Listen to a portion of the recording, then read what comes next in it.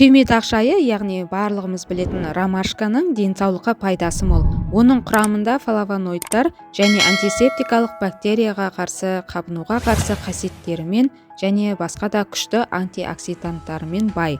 Ол әдетте сусын ретінде пайдаланылады, бірақ түймедақ шайын тек сусын ретінде ғана емес, тағы да 7 пайдалы қасиеттері бар екен, білесіздер ме?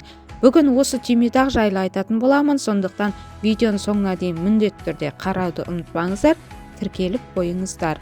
Бірінші, ұйқыға пайдасы. Түймедақ шайын ұйқының жалпы көмекшісі ретінде қолдануға болады. Әсіресе ұйқысыздықпен және мазасыз ұйқымен күресетін адамдар үшін кофеинсіз түймедақтан жасалған жылы шынаяқ ішу сізге тез ұйықтап, сергек сезінуге көмектеседі. Босанғаннан кейінгі жаңа аналарға ұйқының сапасын жақсарту ұсынылады. Қант диабетіне пайдасы. Түймедақ шайы қант диабетімен ауыратын адамдарға пайдалы. Қандағы қант деңгейін төмендетуге және қандағы инсулин мөлшерін реттеуге көмектесу арқылы оның құрамындағы қуатты органикалық химиялық заттар қандағы қанттың күрт төмендеуін және көтерілуін жоюға көмектеседі. Жүрекке пайдасы. Жүрек денсаулығын нығайта алады және холестерин деңгейін төмендетуге көмектеседі. Тағы бір зерттеу көрсеткенде, бұл жүрек қан тамырлары ауруларының пайда болуын азайтуы мүмкін. Асқазанға пайдасы. Егер сіз асқазанның тітіркенуінен зардап шегетін болсаңыз, жұмсақ кебулерден тітіркенген ішек синдромының белгілеріне дейін түймедақ шайы үлкен көмекші бола алады. Түймедақтың күшті спазмолитикалық және қабынуға қарсы қасиеттері асқазан мен ішектің құрысуларын емдеуге өте тиімді. Стресс, депрессияға пайдасы.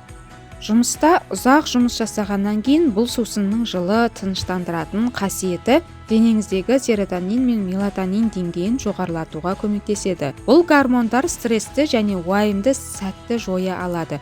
Күніне 1-2 кесе ішсеңіз, созылмалы стресстен айтарлықтай әсер береді. Теріге пайдасы. Түймедақ шайы сондай-ақ беттегі әжімдер мен әжімдердің пайда болуын азайтуына көмектеседі. Аллергияға пайдасы. Түймедақ шайы ағзадағы аллергендерге қарсы иммунитетті реттеуге көмектеседі. Тіпті бүкіл аллергиялық реакцияларды тыныштандырады. Сонымен түймедақ шайының пайдасымен қатар зияны бар екенін ұмытпауымыз қажет. Жүкті және бала емізетін әйелдерге түймедақ шайын ішуге болмайды. Шамадан тыс ішетін болсаңыз, жүктіліктің үзілуіне әкелуі мүмкін. Сондықтан бұл шайды әрқашан қалыпты мөлшерде ішу керек. Бұл диабеті бар адамдарға да арналады. Яғни ромашка шайын шамадан тыс қолдануға болмайды. Сіздерге түймедақ шайы жайлы пайдалы ақпарат ұнады деген ойдамын. Видеоның соңына дейін көріп тамашалағандарыңызға рахмет. Каналға тіркеліп қойыңыздар. Ем болсын.